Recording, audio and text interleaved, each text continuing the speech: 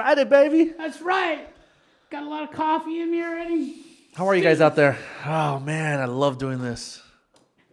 A lot going on, man. A lot going on. Yep. And you know what? It's funny because we always start saying that, like, oh, man, there's a lot going on. But there is a lot going on. Yeah. The last couple of days have been really fun. Back to teaching on the mat. Back to seeing everybody, man. Yeah, just seeing everybody is kind of like it's different. You know, it's just different. Yeah. I saw a couple people last night, and wow, man, it's like, hey, I'm happy to see you. You know, I actually mean it. Yeah, no, I'm always happy to see, you know, I see them all as family, so like I'm always happy to see the students, and just kind of touch base with them, even the parents and stuff, man. Like it's so good to see everybody, man, and everybody working hard on the mats, and then all the instructors just like killing it, man. Stepping up big time. I like it, dude. For us to grow, it's gonna take a team effort, and so that we get some of the new people teaching and some of the old blood out on the streets, putting the marker on this place, man. Yeah, I didn't wear my normal shirt today. I got this shirt. Chris Newton. Thanks, Chris. Gave me a shirt. I'm glad you Guard Dog Athletic. So I'm wearing it proudly. So any of you guys need private lessons or anything, I don't know if you can see the back of it, but it's pretty legit. Thanks, Chris. It's super soft too. It's nice, man. So thank you for that. Anybody, I'm willing to wear clothes on this podcast. Me too. I'm telling you. So thank you, Chris. He said he wouldn't sell out, but I'm like, hey, this is good. I said if it was good, it was a good product. It's super soft. It's nice. Guard Dog Athletic. I'll sell out. It's like the 8th time I say that name. Guard Dog Athletic. That's like $10,000. Yeah, I know, man. Just in itself. Yeah, but nothing but love, man. Just influencing. Hey, he showed me love. I gotta show him love. You know what I mean? Just influencing over here. So what's up, man? It's Friday, and we're working hard, right? We were closed for 3 months, and you know, we got to bounce back. You know, there was people that you know, that had to put some accounts on hold and stuff because they also lost their jobs and stuff. So, you know, like right now it's like all hands on deck, you know, at the studio, trying to rebuild, and we reopened. We kept all our employees throughout the whole closures, and we continue paying our lease. And so we just got to rebuild. So all our students out there, I'm asking all of them and our instructors to remind everybody, hey, bring a friend. Let's get some signups.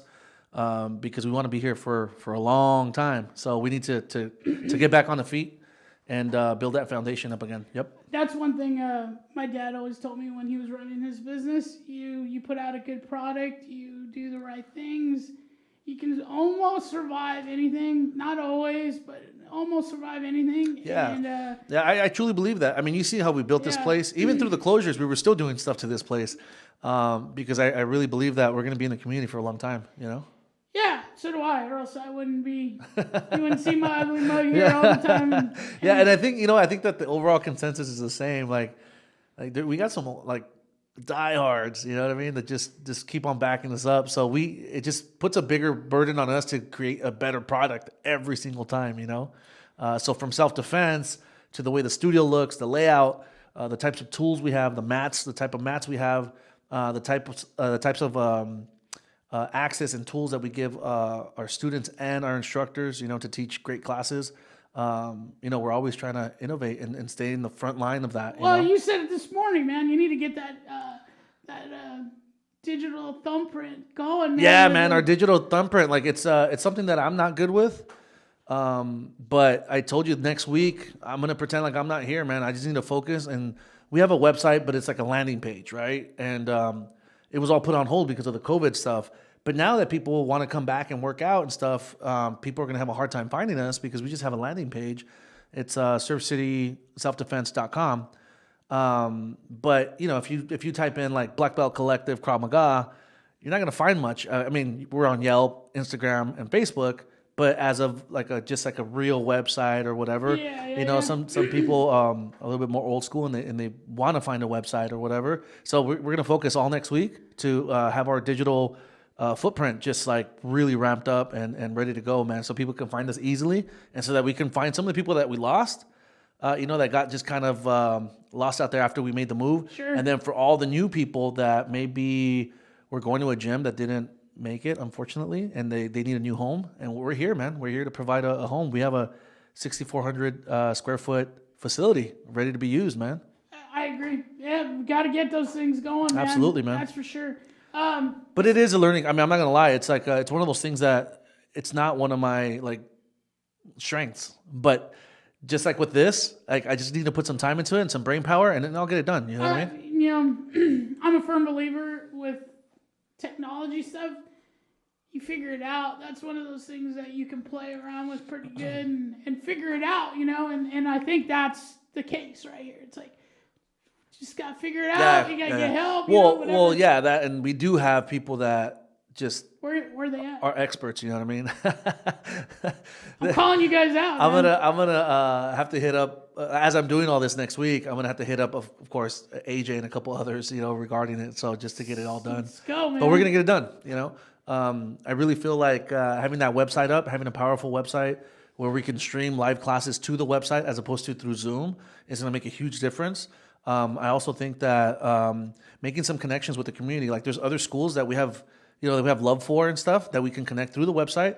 Say, hey, look, if you're in this area, you can connect with these people. If you're in this area, you can connect. It's about love, man. It's about sharing the information. And in the martial arts world, it's a very small world. We got to back each other up. And we got to capture right now some of the guys like Chris Newton, Guard Dog Athletics. Yeah, Guard Dog Athletics. Yeah. We got to capture that guy. You know, he's a martial artist by nature and professional trainer. Yeah, his whole life is dedicated to it. So we need to do a couple seminars. And what I'm trying to say is, you know, we have some really good like people that we work with that we can put seminars together and absolutely. And that's a big part of it. Yeah, I just feel like so like this first week of opening went really well. Everybody was following protocol, cleaning and the way they walk into the studio, checking temperatures, putting their stuff down where they're supposed to, changing their shoes, making sure that they're not bringing the outside shoes and all that stuff. Like everybody was doing really well with it. So let's just put it this way. Let's say they did extremely well. Right. To the point where it went so smooth, we got to be careful because everybody lets their guard down doing that stuff. And we got to keep. You know what I mean? We got to keep on top of it. Yeah. Because the argument out there is the second wave's coming, coming, and we're still in that first wave. So whatever it may be, maybe the new norm is, hey, somebody got it. We have to close down for a day, clean, deep clean. Open back up. I have a feeling it's going to go that way. I know it's going that way in other cities for other businesses. Yeah, I mean, I hope that it doesn't happen, and we're doing everything we can. And the only reason why I bring that up is just to throw it out there. Like, because I know it's like, Abel's like, yeah, let's go. And then all of a sudden he's halfway through the wall, and then we have to take 2 steps back. Yeah, no, and I don't want that. I don't want, like, we waited 3 months to open, and then the last thing I want is like, all right, like we're ready to go, right? We're open. And then we had to shut down again. Like, I don't want that. So, so just like focused on He's that. Starting to read me. Focus on that. And then, so next week we are adding the yoga class on Wednesday mornings. Which is awesome. At 11:30. And then all women's Friday night Krav Maga class, self-defense class. And that one was like pre-COVID. We were so hyped with that. It was pumped. All the women were showing up and even women... Actually, it was geared towards women that never had any martial arts experience or any type of experience at all with like this type of stuff we do here. And it was doing really well. And then the COVID happened, so obviously we had to stop it. And then I told the ladies that were spearheading it that, you know, if everything went well the first week, that's one of the classes that we're going to bring back first, and they were excited, man. I think that's a good class to bring back. You know, absolutely. I really do. I do think that's a good. Not only that, but we have so many women that train here, and we have black belts that teach here that are women. It's a different world too, because women are very empowered now and are looking for training, looking for this and that, and sometimes they need a little push by, hey, I can go with my girlfriend. Absolutely. And we did it on Friday on purpose because it's at a time where they can get in here, train, and they still have time to go do something else after that. You know what I mean? So we're looking forward to that. So aside from our modified schedule that we had this week, because we just opened this week, next week we're going to be adding 2 more classes. One, like I said, the yoga, and then the all women's class on Friday. I actually think it's time to give a call to Doug. Well, he's probably pretty busy, but put something for the shooting together, man. Yeah, he actually, I mean, just for you guys to know out there, because it's something that's actually in the new curriculum now. Yeah. For every single step, every rank, there's certain things that you have to know in regards to how to handle a weapon, firearm. Yeah, it's something that I've actually am working out with him, and he was nice enough to help out the school, and he's putting together a fundraiser for us. Oh, nice. Yeah, so I haven't announced that. This is the first time I'm talking nice. about that. Hey. But I know what I wanna see. Doug is a great guy, and he also wants to see us succeed. And you know the amount of experience. I mean, that guy has literally a book of, like, if you're looking at his background and what he's done and who he's taught and all that stuff. I mean, he literally has a book of references, and he's an expert, and he's going to be putting something together for the school and to help out the school and to make sure that we stay here for a very long time. So, great guy. I love Doug. I love his family. Yeah, he's cool. His family's really cool. Yeah, so cool. Because I was thinking, like, man, we need to go shooting. Actually, it's funny that you even brought him up because last night Shannon was taking care of Jimena and Baby Luca. Oh, nice. Yeah, and then tonight McKenna will be taking care of Baby Luca and Jimena. So my kids are excited to see them. You got babysitters everywhere, man. Yeah, well, they're both of them, like, they switch because your kids are too hard to handle. Yeah, she needs a break. Yeah, Shannon's like, I can only do one day. Kenna's like, I can only do one day. Yeah, no, it's cool. It's great to have And her. when I mean by too hard to handle, I always bring that up. And he has the sweetest daughter, but just she's got. Thank goodness she doesn't eat any candy and stuff like that. Well, look, dude, she eats candy at my parents' house, which is her grandparents, and they think that we don't know, but dude, we know, and it's like we know. Yeah, exactly. She's like bouncing off the walls, dude. That's what grandparents. Dude, she gets a chip on her shoulder when she has sugar. She gets a chip on her That's shoulder. her joke, So dude. instead of her like being happy and like jumping off, like bouncing off the walls, she gets angry and starts like hulking, man. Straight up. That's her rock on her back, dude. And she'll even say Hulk smash. Like she just gets all angry, That's hilarious. Yeah, That's so awesome. she can't have sugar, man. What's going on this weekend? This weekend it's Father's Day, right? It is Father's Day, man. Happy Father's Day, man. Happy Father's Day. Hey, to you. you have a lot to celebrate. I do have a lot to celebrate, man. Yeah. Like you have like your son just graduated. Yep. So like, I mean, like for father, because it's so close to Father's Day. I mean, that should be kind of like a cool little. It's different now because they're older. So we'll probably hang out. I don't know what we'll do. I'm not a big dude where I want to interrupt what they're doing. So Right. As they get older, you get like that. I miss though like the times when I used to get like painted rocks, dude, with dad on it and stuff like that. Like, That's cool. You know what I mean? I miss those times. Yeah. You're in the middle of That's those times. so funny. Like, the paper that's like cut out, Yeah. and picture of you that looks nothing like you, but your head's like that big. Bobby, that's you. Yeah. That's cool, man. Yeah, Jimena had a class yesterday, a Zoom class for her school, and I could hear it like in the background, and the teacher, whoever was doing the class, is like, okay, but you're not gonna tell your father that you're making this for him, And first thing she does, Bobby, we're making a ladybug for you. And I was like, oh, you're not supposed to say anything, but but it's cool, man. Yeah, so this weekend, my brother actually is he's a father as well. Yeah. So we're gonna practice some social distancing and barbecue, and so like we're setting up the backyard where like it's we're able to do that. That's good. But Everybody needs to do that, dude. yeah, but you still need to get together with the family, man. Yeah. Oh, heck yeah, dude. Especially your guys' family. Your guys' family's super Yeah, close, man. We're used to. We had this thing going where every Friday we'd get together, or every other Friday we'd get together for dinner, like with my parents and the whole family. Yeah.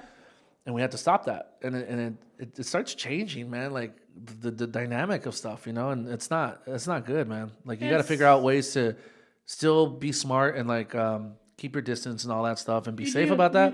But you still need to figure out ways to get together with your family. Like you don't want to lose that, man. You do. And I always bring this up because when my mom passed, she was the dynamic of the family. And she was the one who was always like, every Friday we'd go out to dinner as a family, or Sunday. And you can lose that so easy. Oh, we've lost that in my family. Yeah. Like, I mean, we're all still close, but not like before. Now it's kind of like, oh, hey, I'll text you later, or and it does feel distant. Yeah, and then like I know how busy my brother is, and how busy my sister-in-law is. They both have careers, and then my wife has a career. I'm always here, like, so we're all busy, and it could be an excuse to just like kind of not do anything together. But you can't allow that to happen. So hey, happy birthday, Gloria, by the way. yeah, my wife's birthday yesterday. And so it's so like her birthday, Father's Day. So like we're gonna try to have He was so nice that he went out and bought her a car.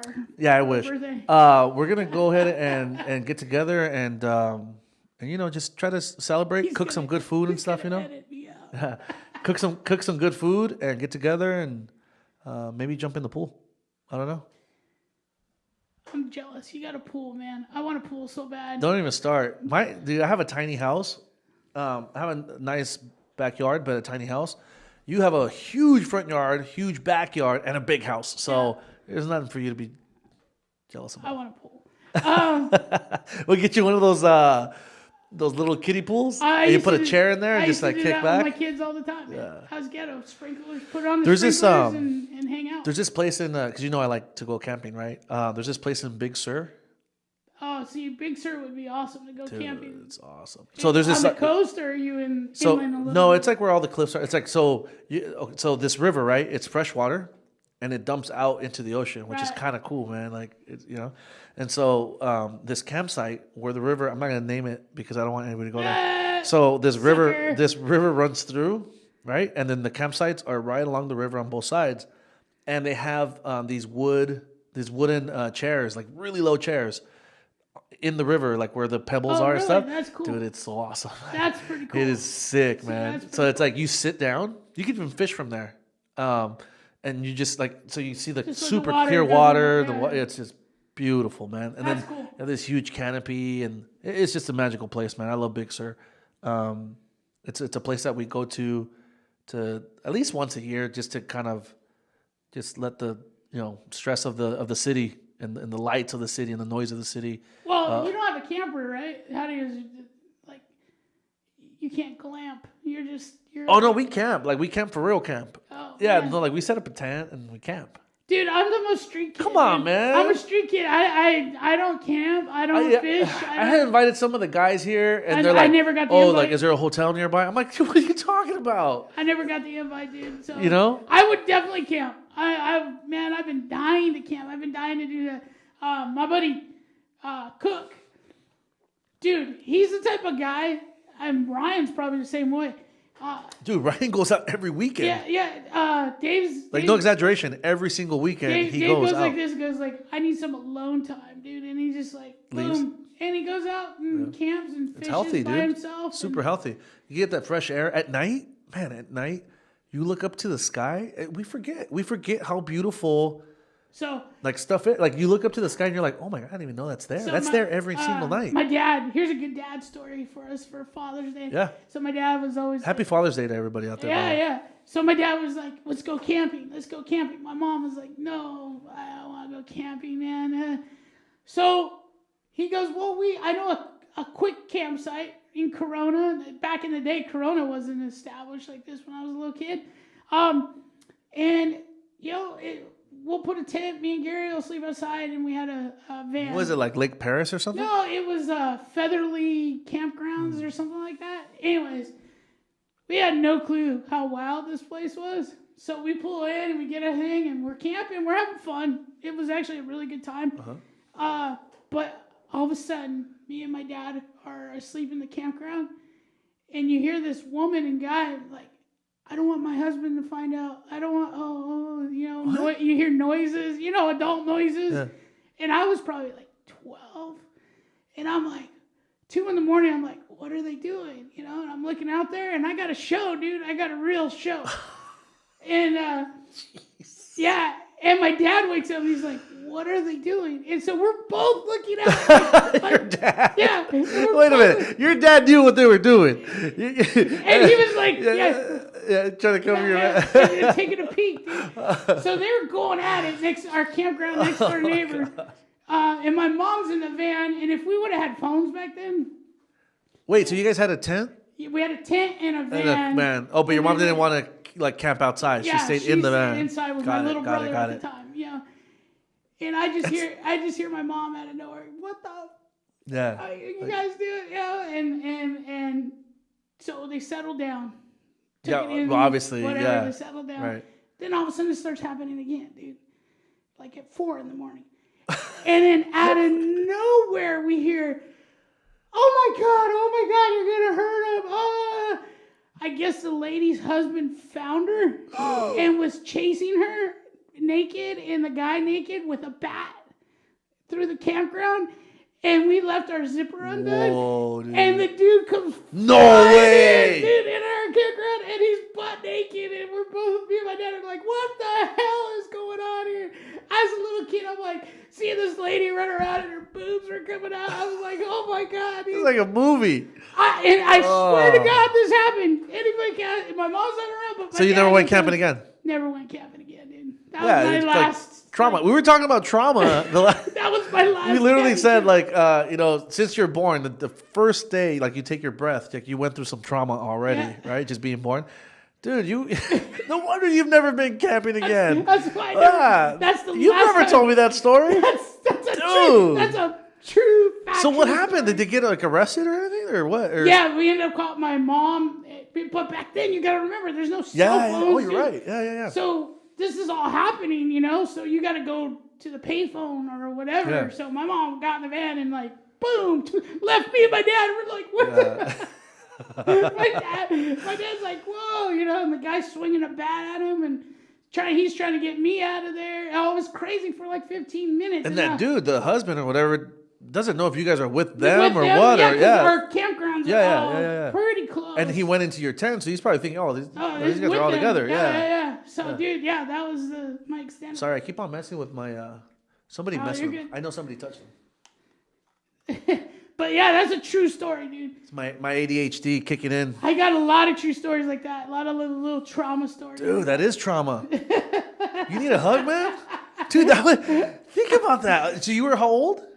Probably, I'm thinking like 10. Yeah, dude, no 10-year-old should be like 10, dude. No. And I was a pretty like nerdy little 10-year-old. Yeah, dude. It no wasn't 10-year-old like should I be was watching any body parts flying around while they're camping, trying to get nature, trying to get exposed to nature, not friggin'. And my dad, that was one of the few times my dad was actually like, we need to do this, it'll help us out as a family. We need to go camping. Yeah. Get out. And that's the last time we went, dude.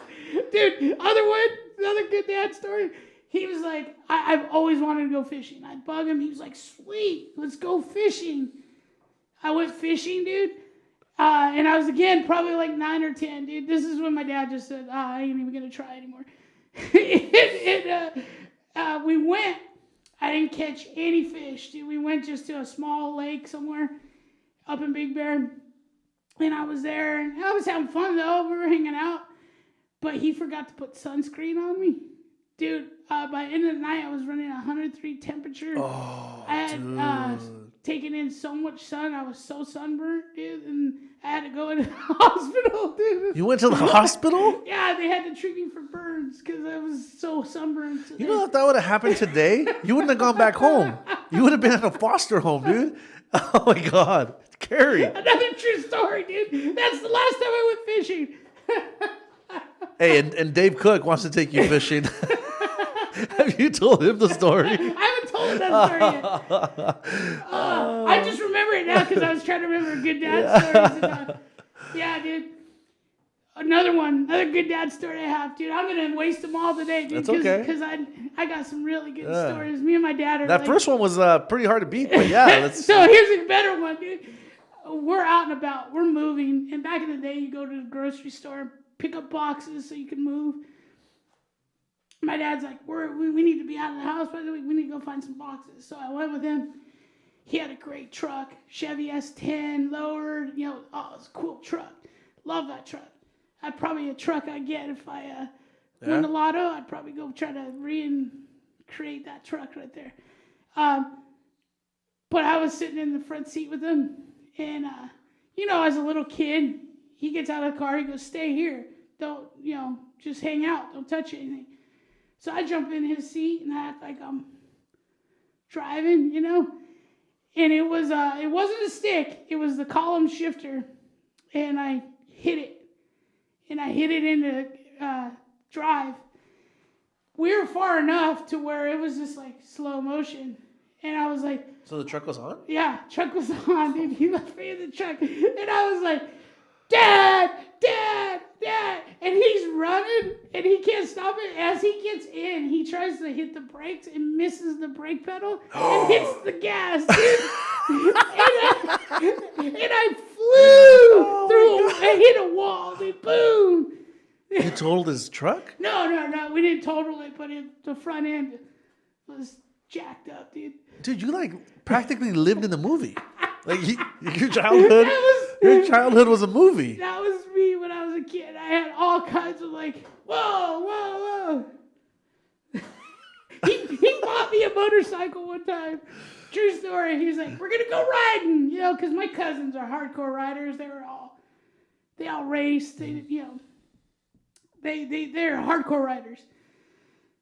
So he goes, I'm buying you a motorcycle so we can go out with your cousins. And cool. He goes, I'll teach you. Come on, get on. Boom, boom. And he's like, yeah, you got to rev it up. You got to do whatever. What was it, though? Like, was it just a little 100, a little automatic, a little... But like a four-wheeler or the back then three-wheeler, just right? A little motorcycle. Okay. Like Honda 100. Right. And he starts it, and he goes, okay, get on. He goes, don't hit it. He's explaining to me, son. And I clicked it into gear. You didn't wait. I didn't wait. And I went like this. Whoa! Wait! And all of a sudden, here's the garage door, and I flew through the garage door. Boom!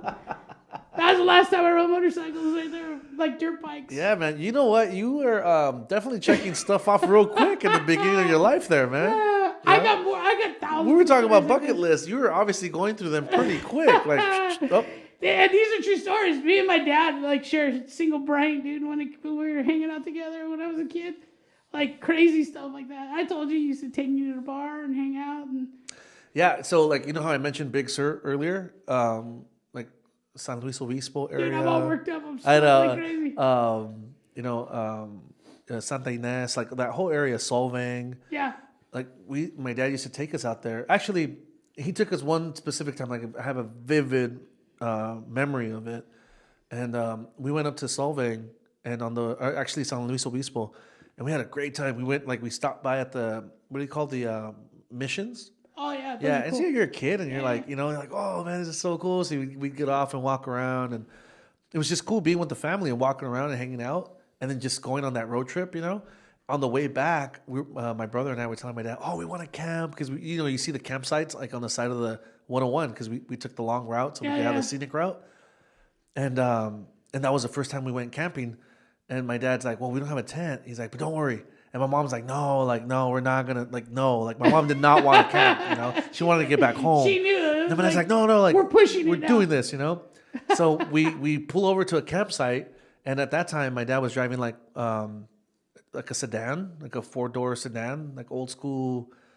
I don't know what it was, but there's a picture of it. I just don't know what kind of car it was. Oh yeah, probably Chevy. I don't know. Yeah, it was just like a 4-door sedan, like a regular car, Back then, there was no other cars. There was either right. Chevy or Yeah, Ford, and so the picture is funny because so the car is parked in the parking stall, right, like for your campsite, and like there's an area for the like tent or whatever, but we didn't have a tent, so the car's parked next to the car. Okay, next to the car, one of the doors is open. Is it the back door? One of the doors is open, but there's a sheet. Like there's a sheet over it, and then there's 2 sticks at the end holding up the sheet. So we're sleeping. Okay, so we're sleeping in the parking lot. So the car is parked. My mom's in the back seat because that's what she said. She's not coming out. She's like, no way.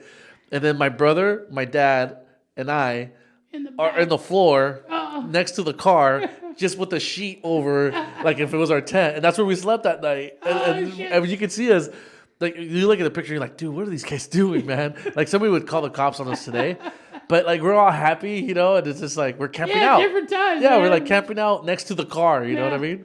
But I'll never forget that. And so,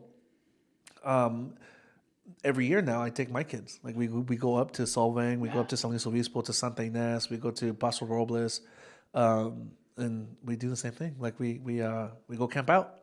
it's just a great memory that I have of it, you know? As much as me and my stepdad didn't get along in my teenage years, when I was a little kid, I got along with him really well. Yeah, it seems like aside from the traumatic stories, it seems like it's a good, like, you know, even him buying you like the motorcycle and stuff. I mean, yeah, he tried. Don't get me wrong, he tried. But he was also a drinker and all that stuff. But good memories. I got other good memories. Dude, he would come home at like 4:00 in the afternoon and be like, I got Angel tickets.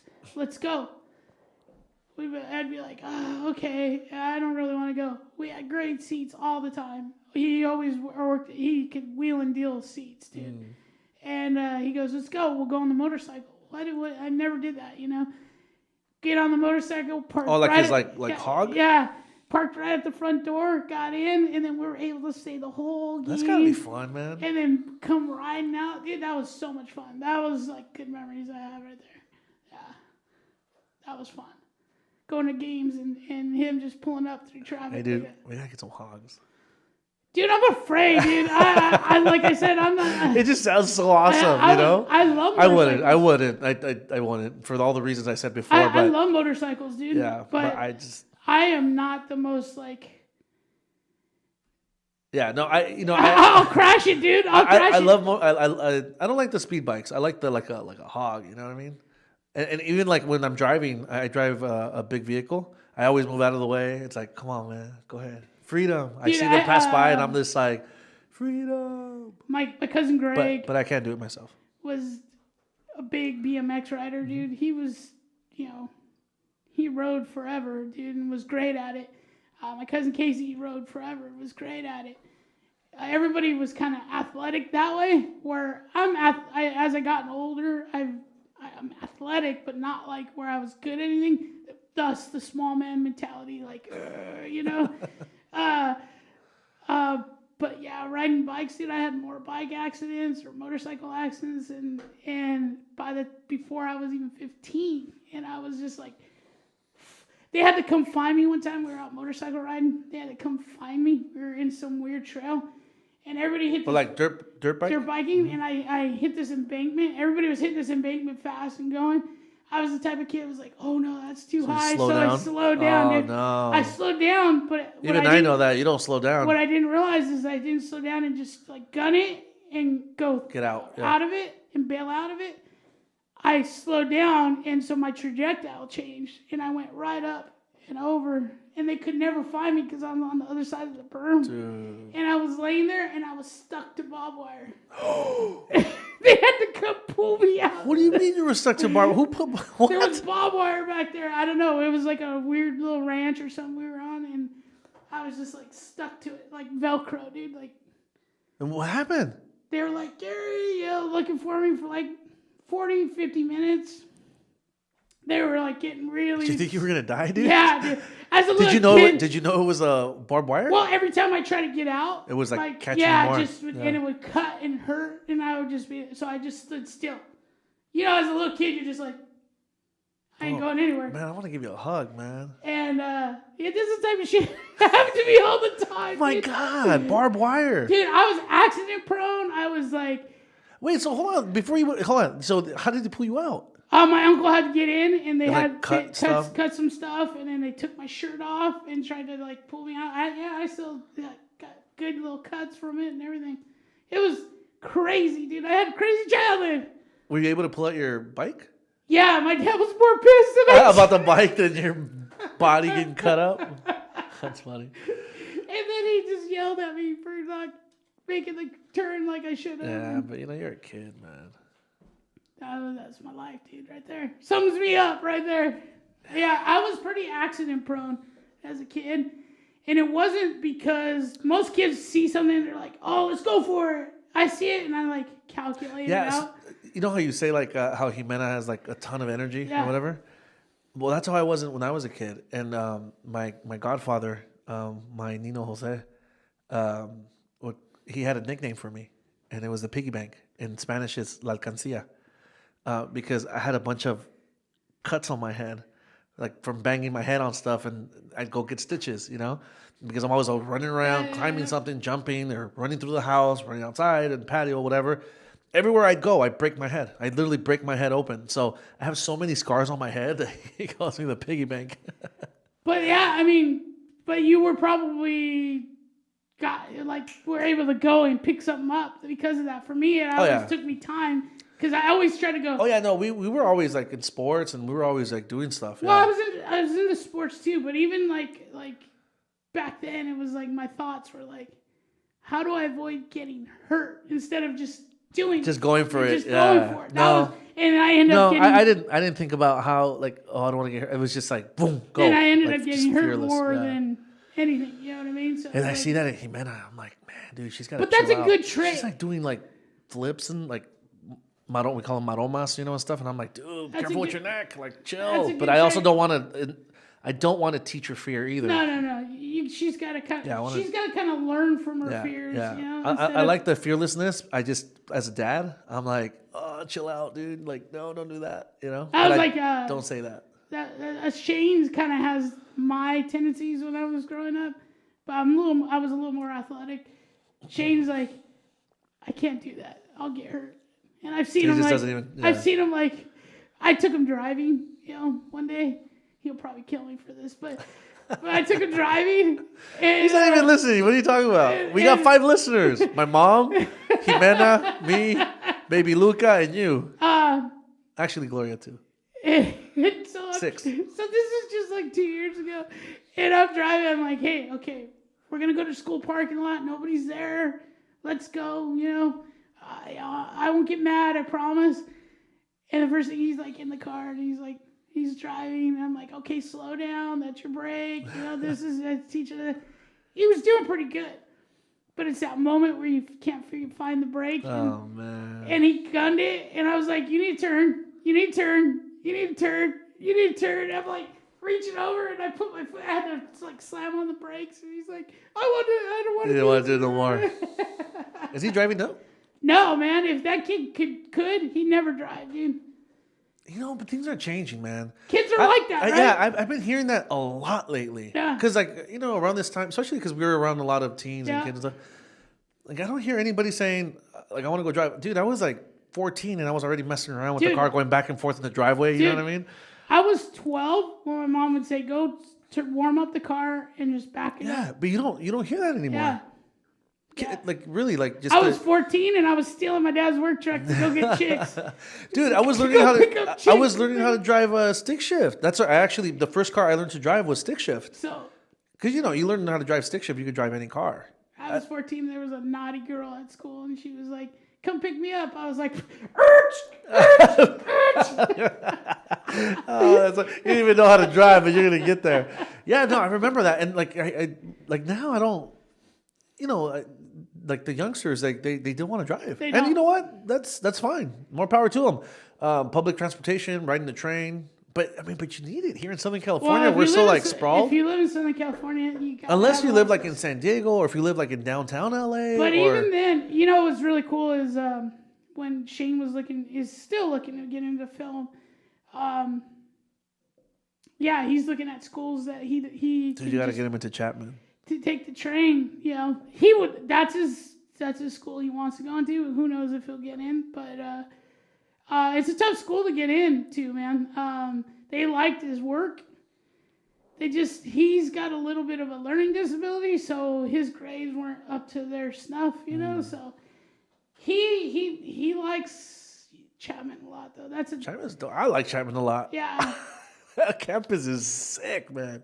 But we'll see. We'll see where it goes. I don't want to put any pressure on him. No, whatever. I mean, whatever he decides to do. But I do want to push him a bit. Like I want to, because I know how easy it is from the transition from high school to college to really easy to go, and not really follow what your passion is, and you kind of chase a little bit of the money a little bit and stuff. I gave him a card for his graduation. Oh yeah. And I literally put that. I said,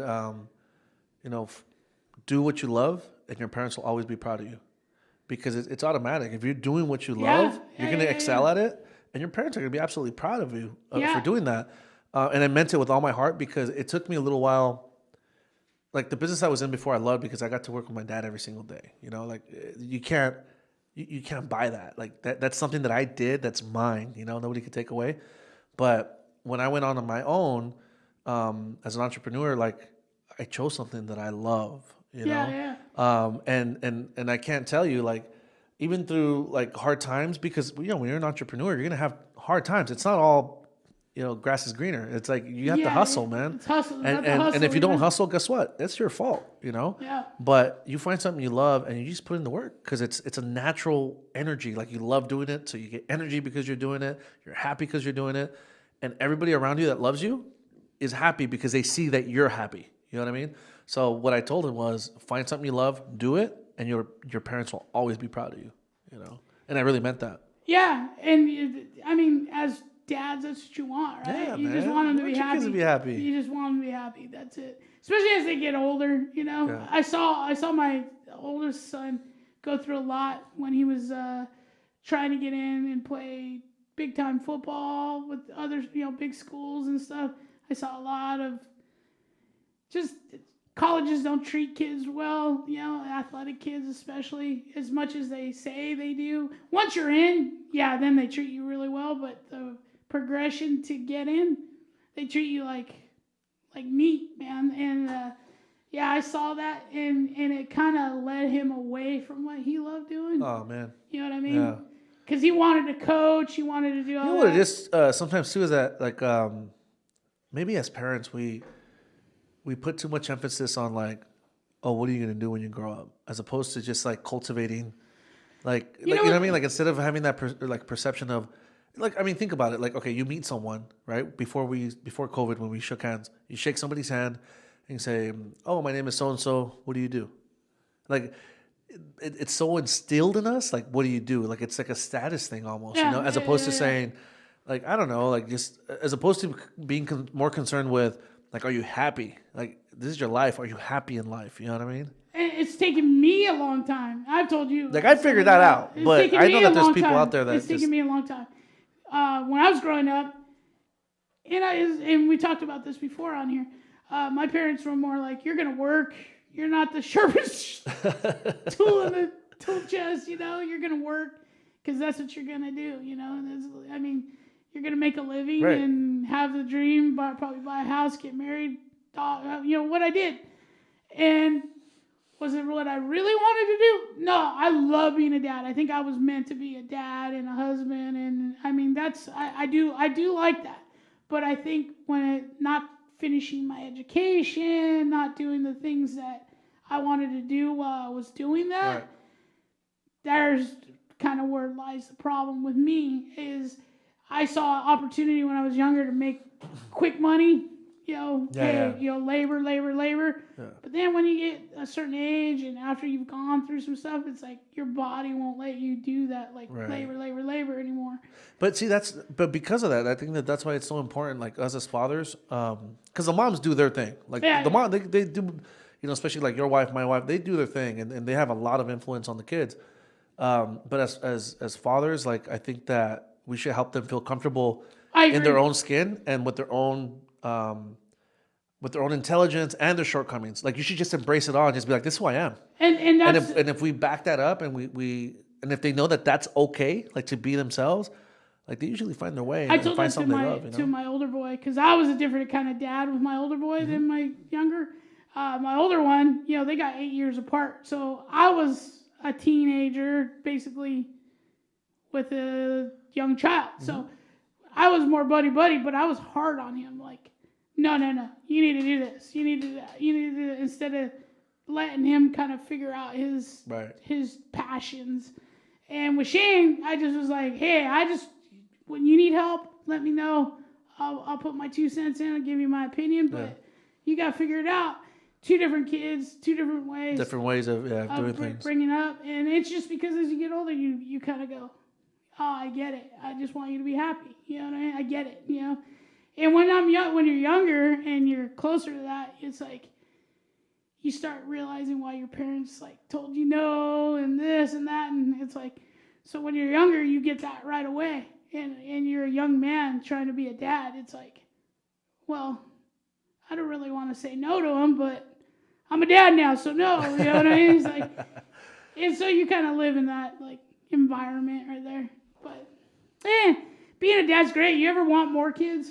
You know, I'd love more kids, but the truth is, dude, it's not possible. Like 2 is good. We're good. It's good. 2 is good. It's that just, old story. Best things about kids is making them. it's a lot of work, man. Hey, listen, I mean, just think about like the education. I mean, you're right in the thick of it. Like, how much is that going to cost by the time Jimena and baby Holy Luca crap, you don't want to know there? how much. Like, that's what I'm saying. Like, if I had another kid, I would love to. Yes, but you can't afford that. How? College boy, woo! That's what I'm saying. So, like, it's like, okay, and not only that, and then you start thinking, dude, the way things are right now, it's nuts. Like, I mean, it's that like I'm bringing in another child to this like crazy world, man. It's cutthroat, and it's just like I can see you with like 4 kids. nah, man. Like I would love to. Honestly, when I was younger, I was like, dude, I'm gonna have like a soccer team. Wild kids. I love kids. I love them. Like I genuinely love kids, and I love people, and just the dynamic. Like thinking like, oh, if I had more kids, like the dynamic of who they are individually and who we are as a family. Like I see that, and I'm like, dude, that's pretty cool, but we work a lot. Like it's not fair for them either. Like you can't like so like 2 is good because we can still give them the attention, and we're gonna be able to give them the education, and the things that we feel like are needed, right? I think that if we do more than that, I think it's irresponsible on our behalf because we won't be able to sustain it. So yeah, being a young dad, I get that, dude. Yeah. I totally was the one going, okay, I'll work my butt off because I want the balance. I want to be able to have this and that and show my kids that you can, come up where you're at. I mean, where you're at is where when you start coming up is like, it's like you want them to see establishment. You want them to see that there's balance. You want them to see. I mean, was there? Who knows? Probably not. But at least we were trying to get there. You know. Well, we were talking about like the COVID closures. Yeah. And, obviously here in the business, like, does Jimena know that we were like going through COVID closures? Like, she said a couple things like, "Oh, where's everybody at?" Because she came here once. Like, are we locked up? I'm like, no, sweetie. Oh, like locked up like Disneyland, I'm like, well, we're just closed for a little while, blah, blah, blah. But I don't let her know any of this stuff. Like, you try to protect that. You like, there's stability. You have nothing to worry about. You imagine, dude, when she's like our age, your age, I should say, and she's looking back at a little girl telling her kids about like, well, when I grew up, there was a pandemic. Yeah, that's nuts. And I mean, later on, I'll tell her everything, Yeah. But it's like, I learned a lot, like even teaching the kids classes and stuff. Teaching the kids classes and stuff. Like I said earlier, like I love kids, and sometimes I'll get one of the kids that comes in because we're pretty strict. Like on the mat, we're strict with the kids because obviously we're teaching them something. We're teaching them some structure. We're teaching them how to defend themselves, and then they're learning other stuff like social cues and how to carry themselves, how to shake hands, how to look someone in the eyes, how to speak up, how to walk a certain way, and how to carry themselves. And so every now and then we'll see someone like with like purple hair, green hair, or whatever. And and some people might be like, oh well, like why do you allow that on the mat or whatever? But for me, it's like, look, listen, they're learning structure, they're learning self-defense and a whole bunch of cool stuff that's gonna like pretty much be with them the rest of their life. Let them be themselves a little bit. Like I see no issue with that. You know what I mean? And then like the reason why I say that is because Jimena. Like she knows my rules, right? So she does the best that she can at 3 years old to follow my rules, But she's so spunky, man. There's something about that. You don't want to turn off that flame. Like you want them to be themselves. Like learn all this stuff, but still be yourself. You know what I'm saying? There's something about letting a kid do the thing. Have a mohawk. Yeah, man. My mom was always really good about that, dude. Like there's times where people would see me and be like, what the heck's going on with Gary, dude? He has a mohawk, or his hair is bleached. Hey, blonde, baby Luca Santiago, his first haircut. I did his first haircut, and I did mohawk. You know what I mean? It's like, rock it, man. But we also come from a generation where growing up 80s, 90s is about self-expression, and I don't care what side of the fence you're on. See, the thing is, self-expression is a big thing. But the thing is, like my parents, like certain types of haircut or hair color. And tattoos is like a no-no. It's like taboo. You know what I'm saying? I mean, I know you understand that. Like, my mom coming was the from same a way. come from a like a very strict and just very very strict Mexican family. You know what I mean? They're like that. Like you put some sort of dye or something on your hair, and you're like, dude, you're like shunned. Or if you express yourself in any way, like tattoos or anything, it's just not allowed. The first tattoo I got, the only tattoo I got when I was 34.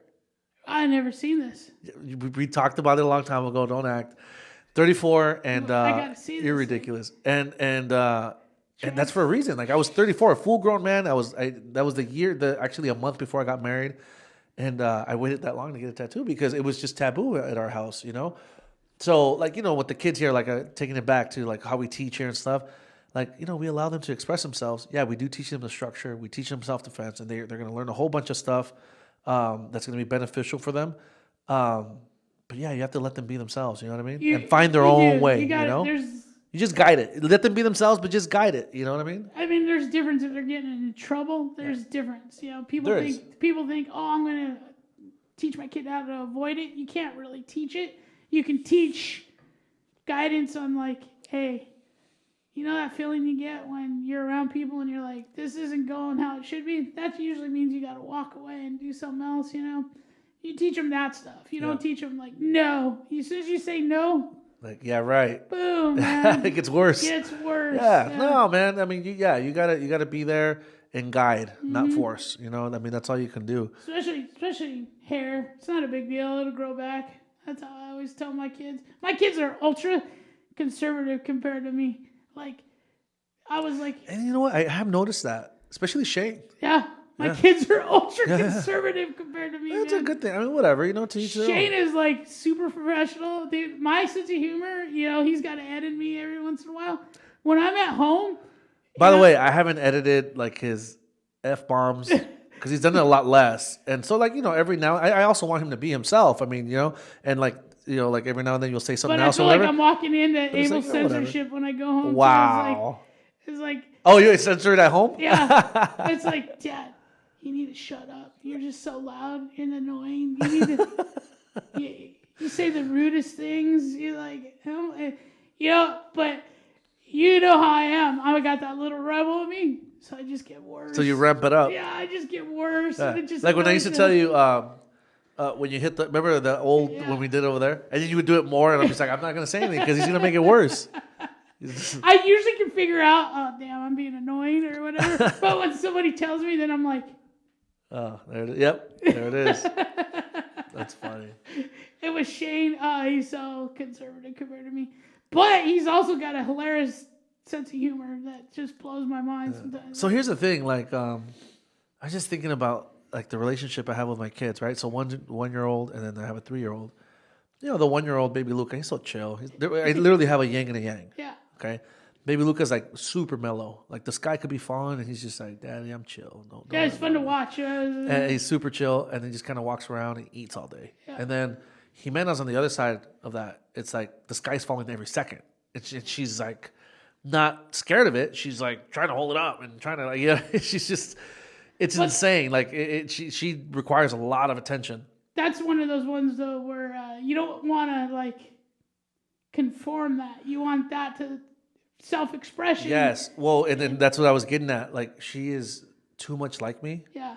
And I check myself. Like I find myself getting angry or something. Yeah, because I could see that that's me, and I'm like, dude, I don't want you to be that way. Yeah. Like I know that's me. That don't be like that because that's you're gonna go through stuff that like I went through. I don't want you to even like you're harder. trying to and I'm like, don't be like that. But I also have to chill out. Like I remind myself like daily. Like it's a daily thing. Like even just driving from home to like when I drop them off at my mom's. Like there's times where like I'm telling her, and sometimes I just stop myself because I'm like, no, let her be. Like let her be herself. I don't want to snuff that because as much as it resembles me and as much as it scares me, I have to let her be herself. You know what I'm saying? And it's really hard for me to do that. Oh yeah, no. When you see yourself in sometimes I think like, man, maybe I'm not a good dad. Like, am I being overbearing? Am I not doing it enough? It's so hard. Dude, kids don't come with the freaking instruction manual. That's the hardest part, right, man? I just don't want to mess up. You're human too. You know? That's what I always tell them. Now think about the kids too that we teach. Like I'm like, okay, we're putting this program together, And essentially, I'm in charge of the program, what the kids are learning. And I'm like, I need to make sure that this is like, is this something that I would teach my kids? Yeah. Is who we have on the mat someone I would want to be teaching my child? Yeah. Like, all those things. I think about all those things, and I'm just like, I don't want to mess up. But that's good. Like, I love this too much. I don't want to mess up. So I love kids too. Like, I love like. And you do, and you're good with kids. Yeah, you, AJ, and a couple others. Alex is really good with kids. Yeah, I love kids too. Yeah. In fact, I'm so much of a kid that like that's part of the reason why I know you always tease like, oh, that's why you're not teaching kids anymore. Around. But that's part of the reason why, because I want to fart around with the kids and whatever, and then I can't. It's hard for the discipline. You know who's really found their stride at teaching the kids program is Mr. Will. He found a niche, man, and he's really good at it, and the kids take to him. That's good, man. Yeah, that's good. Mr. Will, if you're watching this, he has grown up a lot. Oh, he's grown up a lot, man. And to be quite honest, like through the closure and all that stuff, he's been putting in work, man. That's good. So, and we see it as a team, like we see it, and I just, it's fair to put it out there, man. Like he's representing well, and he's supporting the Black Belt family for sure, man. I've seen that kid come a long way. Yeah. Long way. Yeah. Yeah, so that's fun. But yeah, man. So like, with Jimena and baby Luca, I'm just like, man, I just don't want to be overbearing. I want to let them grow, but I also don't want them to go through certain things I went through, because I see that, like, definitely, especially Jimena right now at her age, I see too much of me in her, and that just scares me, man. Mm-hmm. Yeah. That's fun. That's good. That's Papi, good to see. I'm a lion. And I'm like, oh, chill out, baby. Like, all of a sudden, how you're bring it down a little bit, Like I mentioned it before. Like, she said she wants to learn music, right? And then she goes, I want to learn, Papi, I want to learn guitar. And I'm like, no, sweetie, no guitar. I don't want to be no Rolling Stone, man. I want to learn guitar, piano, and drums. Piano, baby, piano. So, but then you said, who plays the piano? That's a rock star or Rolling Stone. Elton John. Elton John. I'm like, oh man, how about no music? Music's great. Lock you up in the room. Music's great. No, but this is kind of. I mean, it's a joke, but it's like those worries. Like, there's too much of me in that child, and it's just like, oh man, that's scary. I think being creative. I'm a master helmsman, dude. In high school, I had 4 years of high school. To transfer to the school that I wanted to go to, I had to learn, of all things, because back in the day, it used to be like, if you want to transfer to that high school, you have to pick a subject that only they have at that high school that nobody else has in that area. So the only thing they had was sculpting. So from when I was a freshman in high school till I was actually... So it was like what? Like an elective? It was an elective, but because it's a dying art and people still try to teach it, it's an essential art. So I was able to transfer because I was learning. Because you wanted to do it. I was learning a trade, because at the end they can give you a certificate for whatever. By the time I was done, I was a master helmsman. I knew how to like pour and cast and do what? All that. Oh yeah. And you still remember how to do it? A little bit. So for the people at home, like what? Like explain to them what that is or what it's used for. So if you're sculpting and you want to make it into like a statue instead of clay, I do make wax, a statue. We'll put it out here in the front. A Kobe. So yeah, and what you have to do is you have to like treat it, and you have to make sure the wax and everything. If it's wax, it's a whole different thing because you're gonna cast iron with metal. If it's being a helmsman and working with clay, it's putting it in and making sure you bake it and turn it and do all that, making sure the heat's all. It's crazy. Yeah, I learned all that stuff, and I learned jewelry. So I was like into making rings, and I would make. Well, dude, then I make the cool hip hop rings. Well, those are dope. They're coming back. You know what? Even when I went to high school, we still had the wood shop. We had the automotive. We had some electrical kind of thing. Like all that's coming back. Is it? All that's coming back. But it was almost like when I went to college, that was all gone. Yeah. Like the next year, that was done. Like they didn't offer it anymore. And I think that's a big mistake, man. My older son, when he was going through high school, they got rid of all that. And it used to be every school had like wood shop or automotive. Dude, that's so important, man. Wood shop was so fun, man. I made some cool stuff for my mom. I made her like a little jewelry like holder or whatever, and I carved it out of oh God, what was the wood? It's so nice, man. I gotta show you a picture of it. But anyways, so like, and I remember being in there. You learn a lot, man. You learn it's a lot. Cool stuff. And that's so for kids, basic trades or everything, dude.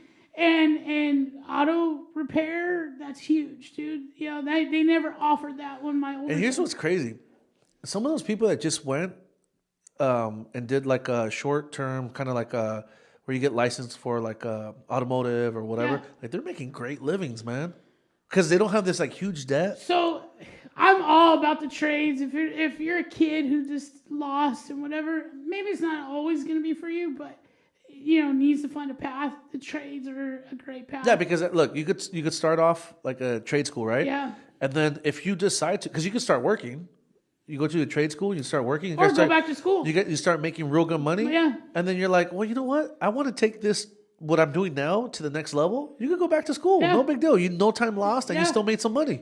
But you have something to fall Absolutely. back on. I think it's a great idea, man. And we pushed college for everybody for so long that I think we're losing some of that essential stuff, man. Well, trade school. I went to trade school for refrigeration, and it was good, but I wish I would have finished it. Uh-huh.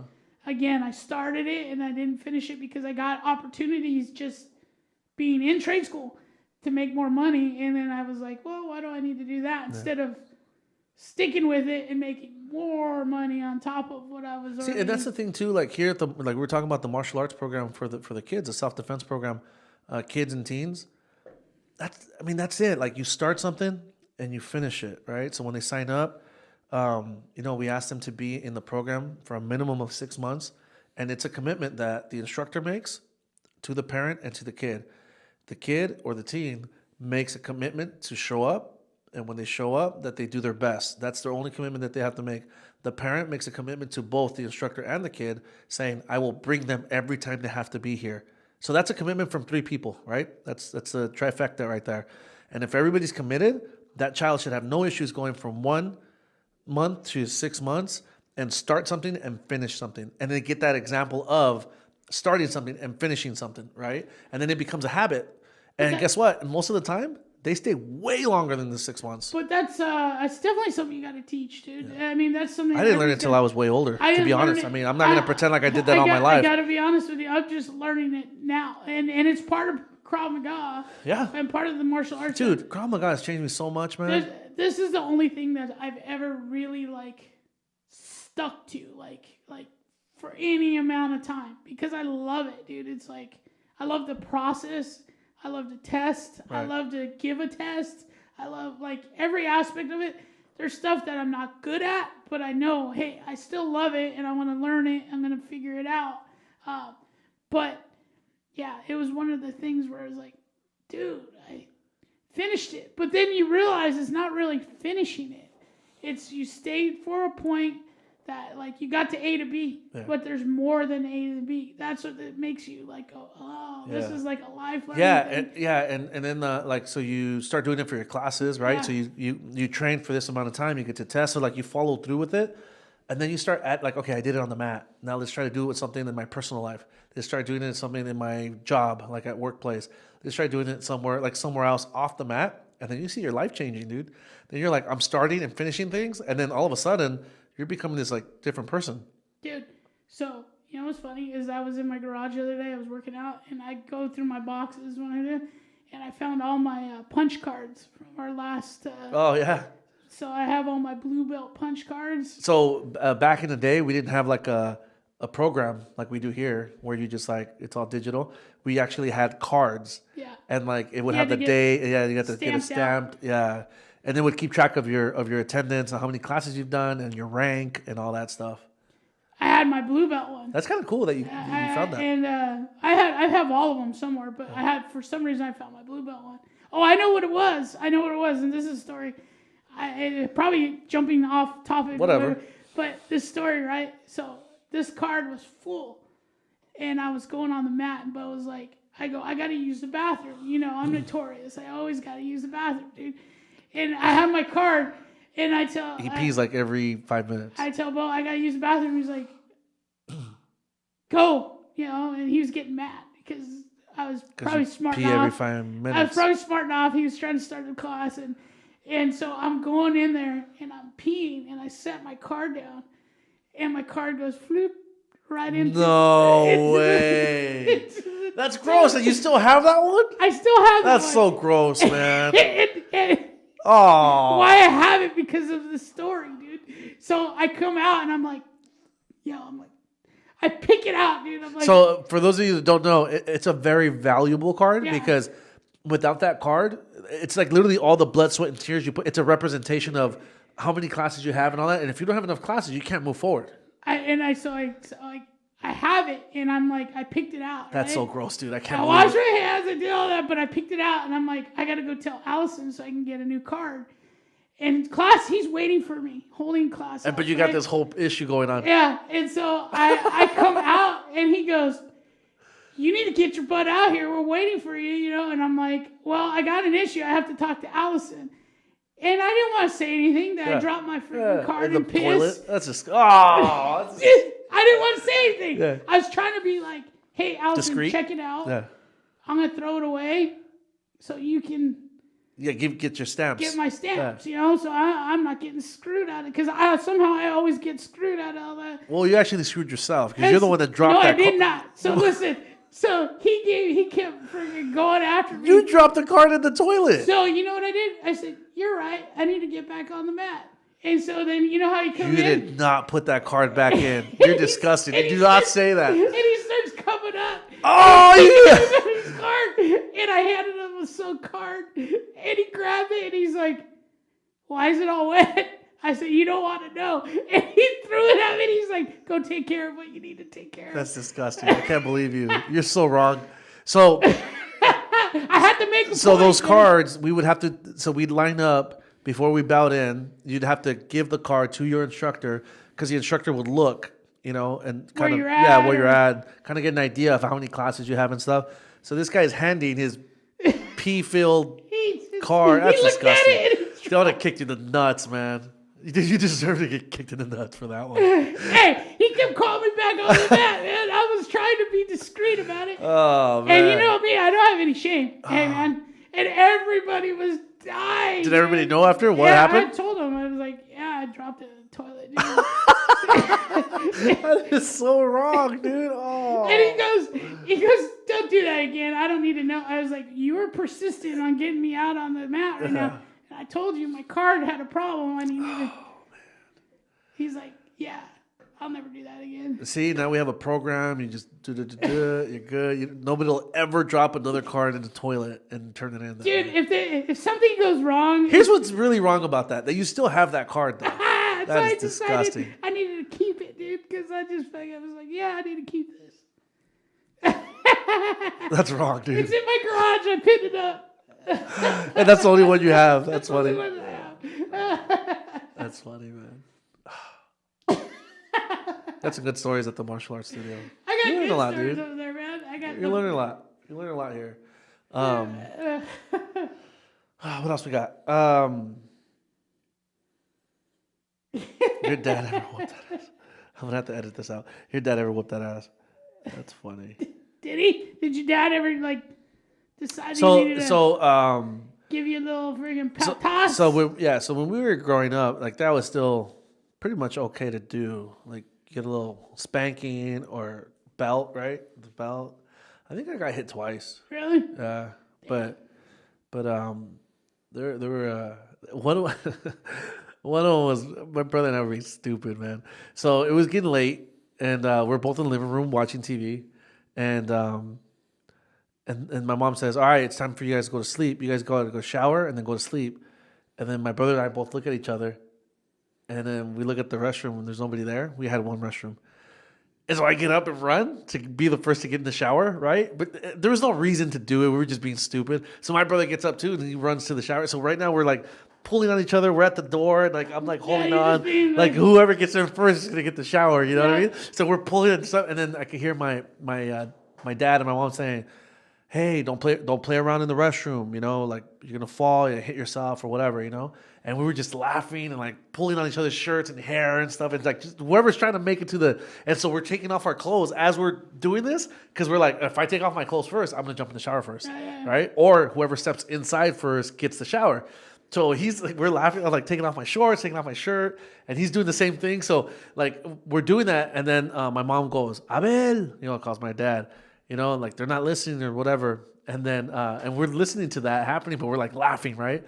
So we're almost at the bathtub, and we're pretty much butt naked. Like I might have had my underwear on or whatever. My brother was probably ready to go already, and then we hear some footsteps behind us, and then my dad is standing there and goes, "What did your mom tell you?" And then we're like, look, because now it's not funny. You know what I mean? And we're butt naked, the best and he ones. had his belt with him.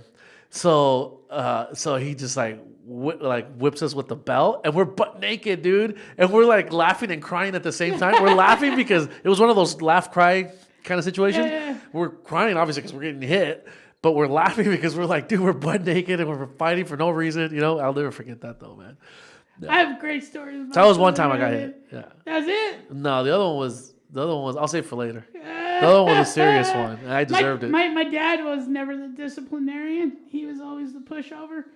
It was my mom who was the disciplinarian. So I got a lot of beat downs from my mom, and she was like not hesitant. But it kind of reminded me of a story like that.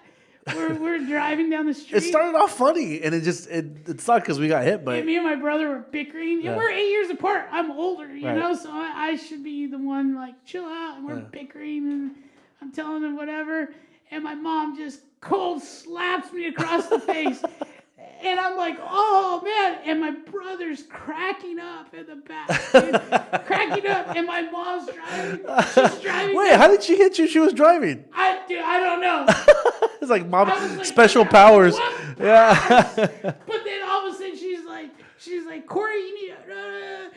And then out of nowhere, she's like swerving the car, dude, like trying to get him, and she couldn't reach him, and he's laughing, he's laughing hysterically, and I'm trying not to laugh because I just got hit, and I know I'm gonna get hit again, and all of a sudden she pulls up under the stop, and she climbs out of the car and starts beating the crap out of her brother, and then I started laughing. Oh man! And then because it was a laughter moment like that, beat down, my mom starts laughing. Yeah, so you're like crying and laughing at the same time. It's funny, dude. It happens. It happens. No, so the second time I got hit, and there's probably those only 2 times. Damn. Because my family used to own a restaurant, right? And we used to get so busy that we would run out of food, and so usually on the weekends we'd run out of food, and in this particular time, we had this dish on the menu, and it was a very popular dish, and we were running low. And my dad goes, "You know what? That family just ordered, and it was like a big family." He's like, "Run to the carniceria, to the store, to the butcher's, and get this and this." He gave me a list. He goes, "But run." He's like, "Because I need it for their dish." He's like, "Because I have some, but I need the extra so that I could do the other dishes, right?" And it's a family, so they're all going to eat at the same time, obviously. I was like, "All right, cool." So he gave me some money, and boom, I book it. Run down the street, like 2 blocks down. And If I picture Abel being Abel, there's a store there, and this is fun. and so I go in, I get the meat right away. They already know me there because I go there all the time, and I tell them what I need. But I know how to order the certain cuts and stuff. Order it, boom, package it up quick, and then so I pay, and then I look to the left, and it was always calling me, always, dude, just always calling me. What was it? Always, it's just like What was calling you, Pac-Man or something? Street Fighter, dude. Street Fighter, and it was a new version. Like there was a Street Fighter, and then there was like that second one that was like a little bit faster, and you could do like the combos Better and all dynamics. that. And And I was stuff. and it was just calling me, and I had some change, and I had the stuff that my dad asked for, and I had some like quarters. I was like, just real quick. I ran over here pretty quick. I calculated that if I ran back, like it evens out because I ran here so quick, and I got the meat so fast and everything I needed so fast, it'll even out. Put 1 quarter in. I'm playing. I put the stuff aside. beat up the first person, the second person, third. And I'm Oh, shit, I'm 20 on, minutes I'm on a in. roll, man. I'm like kicking butt, and I'm still in the same quarter. And then, I got up to like Saget, which is like, if you guys know out there, it's like the guy before the end, And I'm like excited, and so like I'm like taking a break because it's like about to load because I'm gonna fight Saget, and then I look to the left, and I see a man walking, like pacing hard, like pacing, going towards the entrance, which is on the other side. And I was like, oh, my stomach dropped, dude. It was my dad. And I was like, we were slammed. We were so busy. If he left the kitchen to come and look for me, how long had it been? I totally lost track of time. And that's Abel's life Dude, story. and so he walks in and he goes, ¿Qué estás haciendo aquí? Like, what are you doing here? And I was just like froze, dude. And he goes, get the groceries and get over there. So I was sorry, like I had to leave the game, Like I was like heartbroken. I had to leave the game. I almost finished. I almost flipped the game. And so I grabbed the stuff, and like he was like kind of like standing in the, like kind of in the middle of the doorway, but not like kind of there, kind of not. And I kind of calculated that if I had grabbed the stuff, I could like make it and then like just bolt out, without having any contact with him. I was scared to go in that direction because he was standing there. So like I grabbed the stuff and I kind of looked at him and boom, just bolted, right? Went back to the restaurant, ran, got into there, got to the restaurant, and then I gave the other cook, whoever was assisting him at the time, I gave him the stuff, right? And by this time everybody had been waiting. And everybody knows that they were waiting for that dish to come out. So they get to work. My dad walks back, so he's fuming because he's like stewing in it because he got to watch as I ran back and he had to hike all the way back. So he gets there and he goes, I'm going to talk to you later. And I was just like, damn, the whole day, man, I was just like quiet, like just doing what I had to, cleaning, being extra courteous to the customers and, doing all the extra chores, washing dishes, preparing stuff. And, oh, look, Dad, and look, we're ready for tomorrow, this and that, right? And he was being cool with me the rest of the day. So it took like a couple hours, but then he started talking to me again. I was like, all right, we're good. Calculating the beat down. We're like, no, we're good. We're good now because like I did all this extra stuff and like I'm helping out a lot. And now he's talking to me again, which was a good sign, like him talking to me again. And my mom was mad at me too, and I could tell. And then so closing time comes, right? And so we cleaned up, and like I said, I'm doing extra stuff to close up and all that. And then my dad goes, oh, you want to ride with me or are you going with your mom? I go, no, I'll ride with you. So I'm thinking it's all good now. Like he's even telling me let's ride home together. So we're all good. So my brother went with my mom. I went with him. And so we drive back home, right? We get home. I'm like, dude, this is good. All right, we're going to sleep now. Good night, Dad. Good night, Mom. And as I'm going down the hallway to go to my room, my dad goes, Junior, ven pa acá. And I was like, oh, it's coming. It is not over. Like, Junior, ven pa acá. Like, Junior, get over here. And we're in the living room. That just doesn't happen that way. Like, that there's something wrong if they're both in the living room telling you to come here. That's the best, dude. And I didn't want to. And then my mom goes, Junior, you better get over here. And I was like, dude, this is still on. I thought it was chill. I thought we were good. I did all the extra work at the restaurant and they were talking to me towards the end. Like, what's going on? Like, why are they calling me over? So I walk back and, dude, that's been and my brother's like just looking at me and he goes, like, my brother's shaking his head, dude. And my brother goes to the room like, I don't want anything to do with this. He closes his door. And I'm going back to the living room. And my mom is sitting in the sofa. And my dad's standing in the middle of the living room. And he's going like this. And he wore, so like back in the day, the chefs and stuff, they wore like these checkered pants, like black and white, like checkered pants. And all the cooks, like the chefs wore like these thick, like really thick, like wide and thick leather belts with like a huge buckle on them. And I saw him taking it off and I was just like, dude, this is not good. And my dad's like, he's like, come here, I want to talk to you. I was like, no, dude, you don't want to talk to me. I'm going to get hit. That's what you want to do. And so I'm like not getting close. And then so he's getting a little bit more upset, like, get over here, like, get over here. And then so I walk up, right? And then my dad goes, I know you don't understand this right now. I'll never forget this. Because I know you don't understand this right now. He's like, this hurts me. This hurts me more than it's going to hurt you. And his eyes were watery. And my mom was watching, and my mom was just like, like just like quiet, like this has to be done. And my dad's eyes were watery, and he goes, turn around. And I was like, no, Dad, no. He's like, turn around. And I saw like a tear, dude. And my dad goes, whack, hits me hard. And I'm like, no, now I'm crying. And I'm trying to put my hand there, like my hand so it doesn't whip me. That's the worst. And then he's like, no pongan las manos. Like, don't put your hand hands. Because now it's going to whoop your hand, and he's still going to whoop you until he hits your and butt. I don't want to leave any marks in there. He's like, don't hit your hands. And I'm like, no, Dad, no. Whack, hit me twice. And he goes, and he said it again. He's like, you don't understand it right now. He's like, but that hurt me more than it hurt you. Now go to sleep. Oh, yeah, Don't let that happen again. Anytime you got to do some deep discipline with your kids, it's going to like...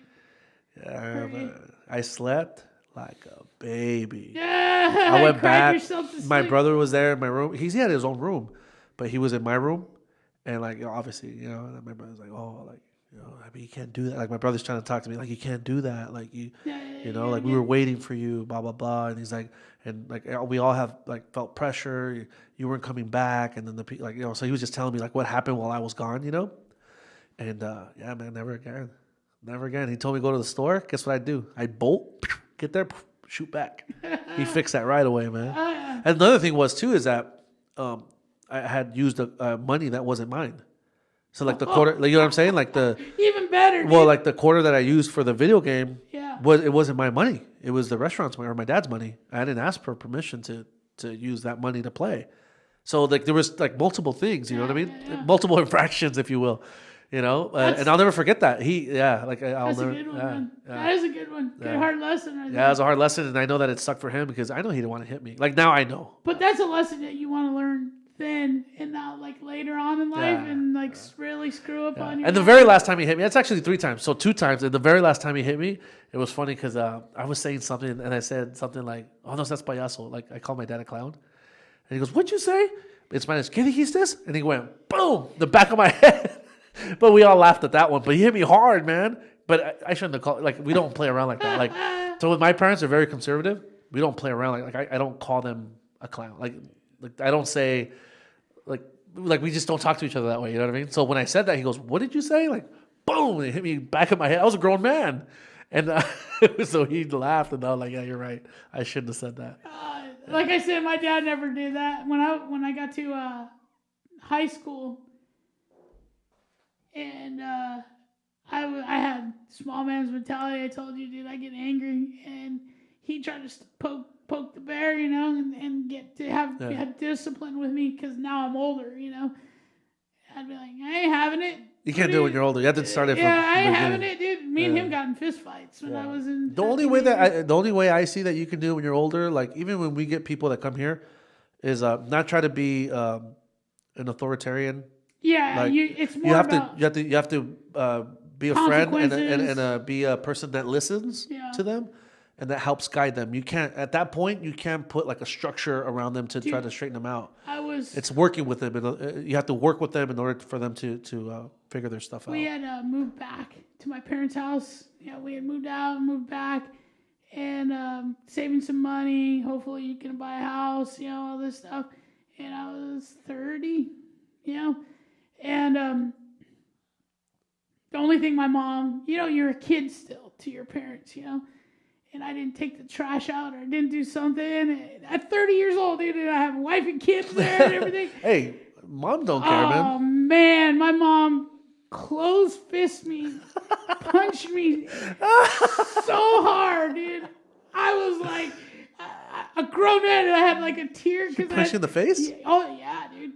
My mom was a tough lady, and I had like a tear in my eye because I wanted to hit her back so bad, dude. I was like, what do? You feel like you're 10 again, dude, and you're like, yeah, dude. My mom I told you, she'd pick up anything and hit me. She hit me with a shovel, the doo-doo shovel that one time. Oh, man. Anything, dude. You have wooden spoons. Her favorite was close fist, though. By the time I got to teenager, oh yeah, she could throw down, dude. Like, hurt. It hurt. My mom would like spank us. Well, right? your mom's a tough lady too. Oh yeah, she is. She's loving, but she's very, very tough. She would spank us or like hit us, but then after a while, because like you're growing up, it doesn't hurt. Yeah. So I'd laugh and it would make her mad. It'd make her real mad. I did that to my mom. But then you got to be careful because she knows that like her open hand wasn't hurting anymore. That's what they my mom grab did. something, Yeah. dude, and then that's when you're like, oh, dude, that's like it's what dangerous. You have to bolt. That's what happened. As we started Like they graduate, older, and it's our fault because I like laughing, because it didn't hurt. It was like whatever, like Yep. Then she'd reach for anything, whatever was around, and that was the dangerous one, man. And then later she'd be like, I'm sorry that we don't do that anymore. Like people are raised different now, you know? Oh, my kids had the fear of God when it came to me, dude. Because I never really had to spank them. I think I spanked Andy one time. But because I can rage, I can, I have that other side of me where I have that switch. And they see me, because I'm not a guy who's just like, oh, boy, settle down. I'm the type of guy who's like, well, the thing is, too, is my wife, that's like her profession, she's like same with mine, dude. Yeah, clinical therapist, and then she has a ton of experience with child development and family structure and stuff like that. And they're both social workers, both in the same type of. And she's done it for so long, and she's taught me so many other ways, like to do things, right? It's hard for a person like me that runs a martial arts studio to tone it down. Because that's how I run the martial arts too. That's how I run everything, right? Like everything is a certain way for a certain reason, and even if it's not liked, that's how we do it, right? And so it's hard for me to find that balance. But I've learned a lot from my wife because, especially with my kids, I mean, I've learned a lot because there are times where you're just like pushed and you're like, dude, spanking right now, like that's what I would go to, and then it's just like, no, wait, there's better ways to do that because of trauma. There's ways to do things that doesn't necessarily have to be that way. But I would say that, I feel like for me, it was needed for me to get to where I'm at now. Like those 2 times where I got whooped with the belt, those were definitely deserved times. You know what I mean? Shane. But I'm older now, so I get Shane it. Now he's old enough.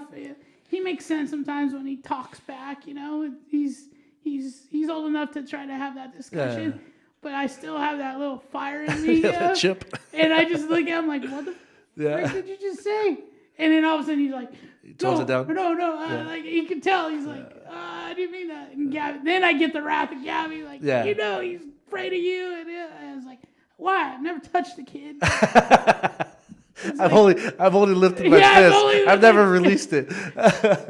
No, man. But the kids will push you to your limits. But you're the father. Dude, I got great stories. We're gonna have to revisit some of these kid stories because I can't believe you've dug this out because I hadn't thought about that in a long time, man. But they're there. The stories are there. I have great stories about growing up because since I was older, probably with you guys too. Your brother probably watched you a lot.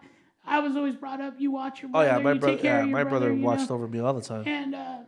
And being 8 years apart from my brother, so it's like you're almost like the third parent, And I have great stories because that kid would get on my nerves sometimes. And here's one good one, dude. So my mom left me one night with him. I was probably like 16. He was probably 7, 8. And he was working my nerves. He could work. He was a little shit, man. And he could work my nerves. So I tell him, you get over here and you do this. And he's like, I don't have to do anything. You're not my mom. You're not. He knew he was working my nerves too. Poking the bear, man. And he comes up and I can't remember what he did, but he hit me and he took off running, right? And he goes and he was smart enough. So he knows that he goes into my mom's room. I won't hit the door. Right, you don't have to mess with that room. Yeah. And he kept going, I'm staying in here all night till mom gets home. I'm going to tell her that you're trying to hurt me. Dude, so I'm raging. I'm raging. Stewing. Raging. And I try to then go back and reason, come on out. Right. We'll order pizza. Yeah. No, I'm staying here all night. No. Okay. 10 minutes later, come back. Hit the door. So you act like you were calm, but you were really like at a volcano level. Raging. And he knew I was raging.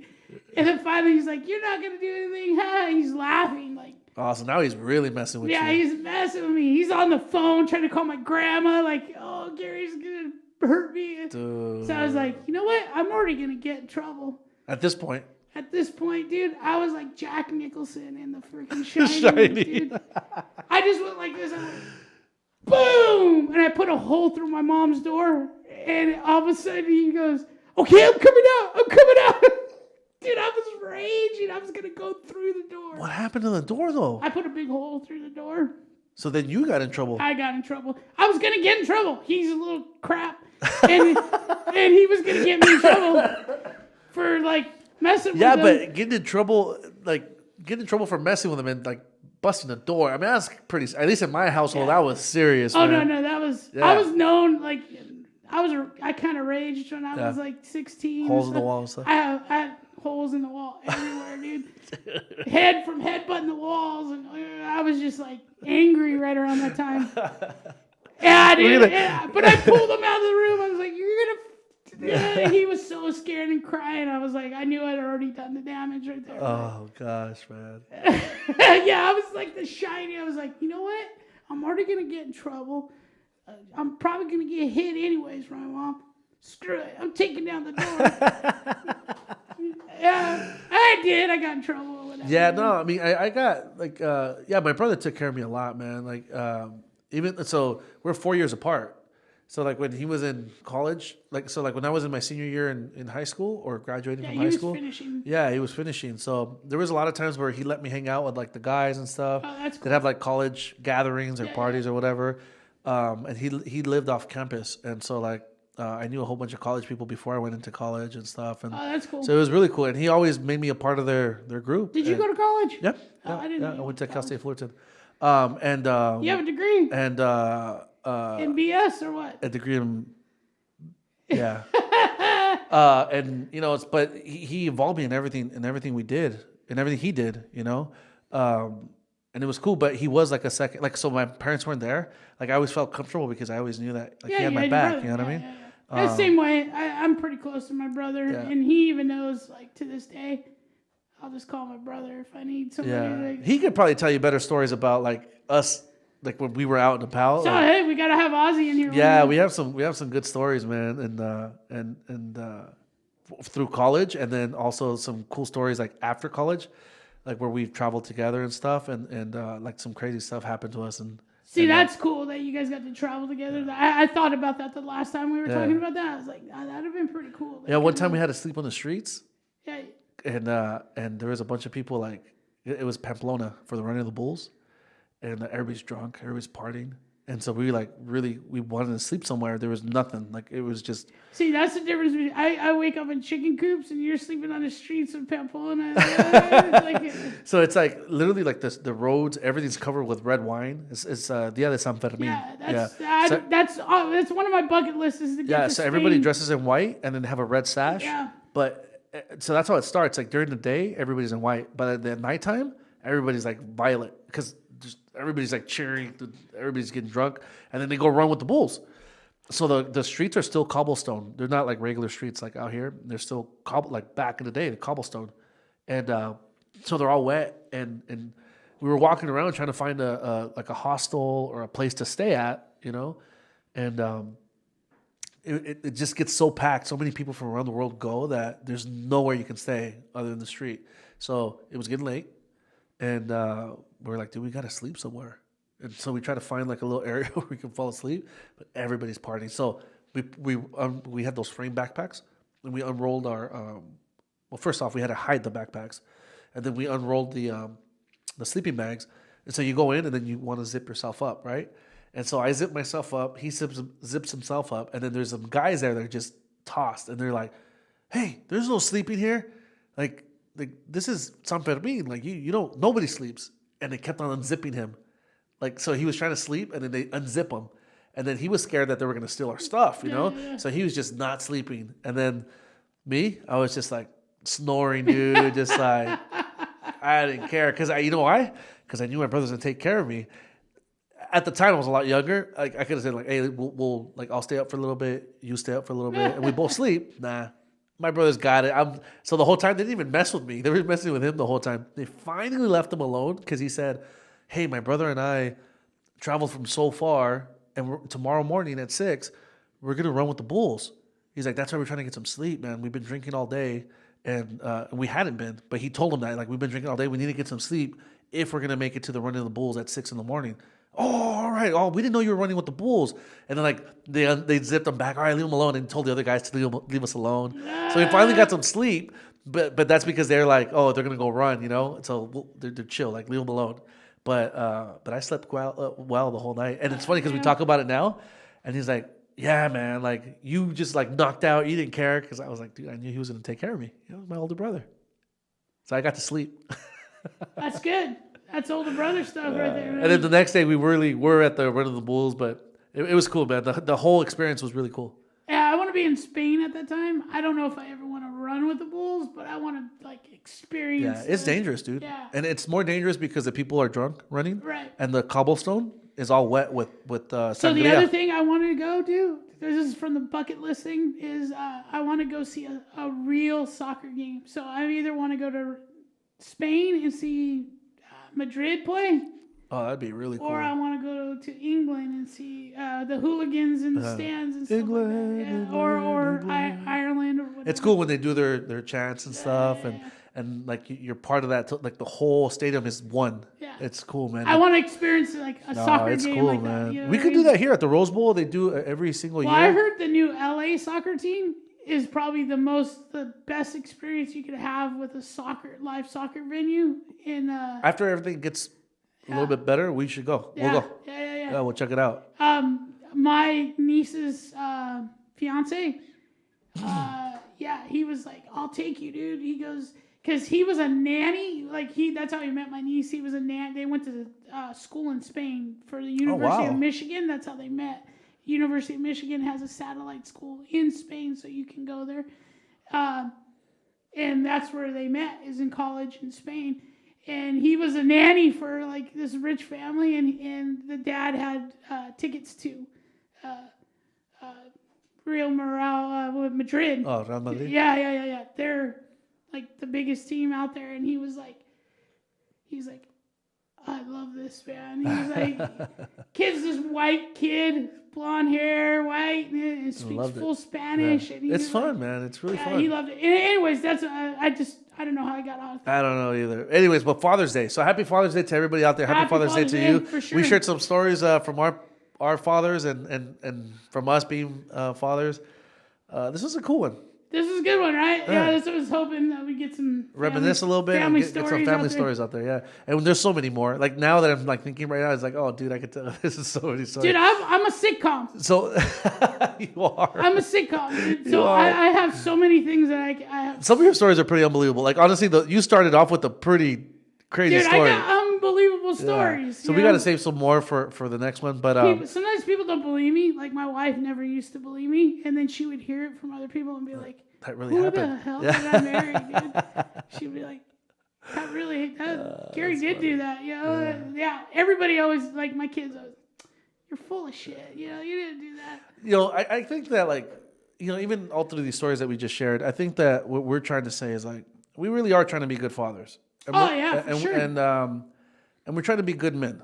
I genuinely don't think that we're naturally good men, but we're trying, man. And like, working here at the studio and working with the community and stuff, we really are doing the best we can because we feel like there's people out there and there's kids out there, and there's teens and adults out there that need some guidance, man.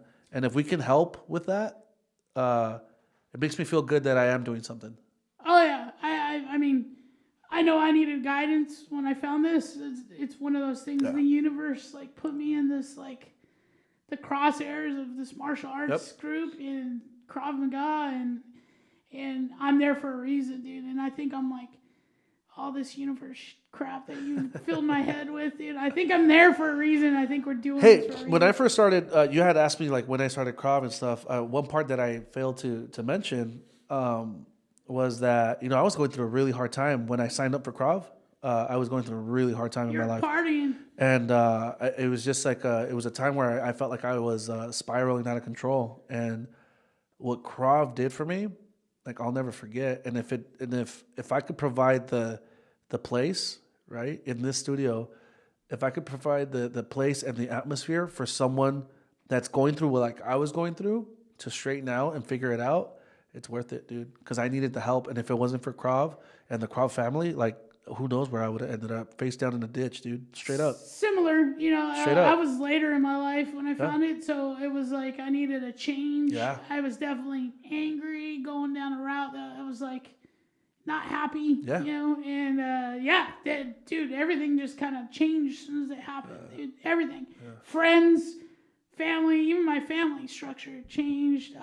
Everything just changed in a positive way. Yeah, it definitely. Well, look where we're at now. Yeah, like we're trying to do positive stuff. You know this what I mean? is crazy, right? I'm still like, I love doing this, so it's like I've been trying to get Abel in here all week, but I don't know where he's been. Yeah, right. Hey, Tuesdays and Fridays, this is where we're at. Right Well, here. I was here last night thinking I'll come early. Maybe we'll do one. It was my wife's birthday, so happy birthday, babe. I didn't see him. And yeah, I went to meet her up because I hadn't seen her all week. Well, I'll give you a pass. If it's Gloria's birthday, I'll give you a pass. It was Gloria's birthday.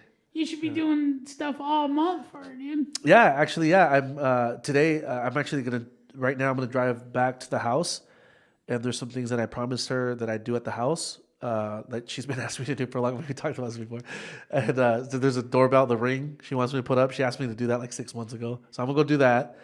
And then some sunshades that she wants up. I'm gonna go put those up. And so just trying to do my part and let her know that I love her and I care for her. And I care That's what she good. needs. I gotta go home and do a bunch of crap. And then if we have enough time, hopefully take her out for maybe an adult beverage or something later. My honeydew list is like always like this long. Dude. We got McKenna coming over to the house to take care of Jimena for a couple hours. So I'll take her out to maybe get an appetizer and something to drink or something. Nice. Social distancing appetizer. Yeah. Well, no, we'll appetizer with my wife. I mean, she lives with me. What? You said social distance. I'm not a social distance with my wife. No. I'm saying when you go to the restaurant. Yeah. You confused me a little bit. I'm like, well, I'm not going to social distance. You confused me. Hey, we made sure that we had 6 feet apart. Gabby, I don't know. 6 feet. I don't know what I'm doing anymore. 6 feet It's apart. hotter than hell in here. Yeah. Yeah. So happy Father's Day to everybody out there. Yeah, for sure. I ran out of coffee, so my mouth is like super dry right now. I think we're gonna call it. But closing thoughts.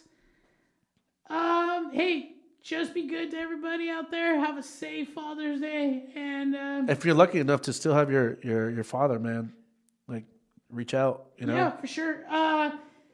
Yeah, it's weird times. Man. We need good men and good fathers out there, man, to make a difference in society. So step up. If you're not stepping up, now's a chance, man. Today is better than never. So. Hey, I want a T-shirt, so I'm a guard dog athletic. I mean, I won't wear XLs, double XLs. I can kind of fit. Triple chubbies are what I wear.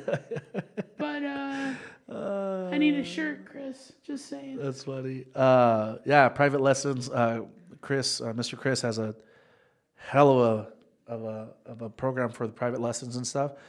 He was a professional fighter at once and at some point, and he has multiple black belts and stuff. So, guard dog athletics. He's under our roof here, and he's part of our team, so we're going to support him. All right, I think that's it. Happy Father's Day to everybody. We love you guys. Happy Father's Day. Happy Father's Day. Yeah, man. Love you too. Bounce.